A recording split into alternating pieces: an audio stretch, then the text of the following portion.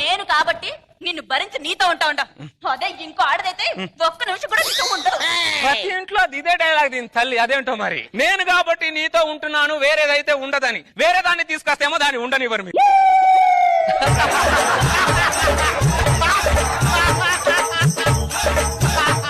Hello, చెప్పకుండా చేయకుండా పోయి వారం రోజులైతే అది ఫోన్ చేయాలని గింతనన్నా బుద్ధి లేదా?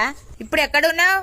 మొన్న పవిత్ర శ్రావణ మాసంలా శకుని శక్తి యాగార్థం కౌరవ పాండవ ధర్మ కర్మ క్రియ కార్యక్రమంలో నేను మునిగి ఉన్నాను. అక్కడికి కొందరు దేవపట్లు వచ్చి నన్ను తీసుకొని శ్రీకృష్ణు జన్మస్థల యాత్రకు తీసుకుపోయిర్రు. మరికొన్ని రోజులు నివాస యాత్ర కూడా కలిగింది. నివాస యాత్ర ముగిసిన వెంటనే గృహమునకు రమ్ము. చీపురుగట్ట సిద్ధం చేసి ఉంచుతాను నాదా.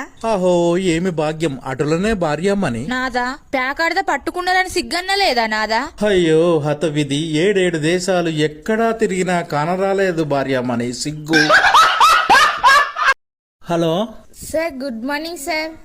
చెప్పు మేడం. 5 లక్షలు లక్కీ డ్రాలో విన్నర్ అయ్యారు సార్. మీరు అర్జెంటుగా 50,000 మా అకౌంట్ లోకి ట్రాన్స్ఫర్ చేయండి సార్. మీ అడ్రస్ చెప్తే మీకు 5 లక్షలు మేము పంపిస్తాం సార్. మీ అడ్రస్ చెప్పండి ప్లీజ్. నిజంగా 5 లక్షలు పంపిస్తారా మేడం? 50,000 మాకు ట్రాన్స్ఫర్ చేసి మీ అడ్రస్ చెప్పండి సార్, ఖచ్చితంగా పంపిస్తాం.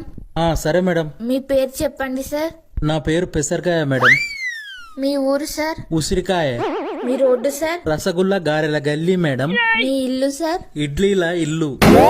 అసలు మీది ఏ జిల్లా సార్? జిలేబీల జిల్లా మేడం. అసలు నువ్వు ఏ రాష్ట్రంలో ఉంటావు సార్? రవ్వ లడ్డూల రాష్ట్రం, దోశల దేశం, పకోడీల ప్రపంచం. అసలు ఇలాంటి పేర్లు ఊర్లు ఎక్కడైనా ఉన్నాయా సార్? 50,000 ఇస్తే 5 లక్షలు పంపించుడు ఎక్కడన్నా ఉన్నదా మేడం మరి?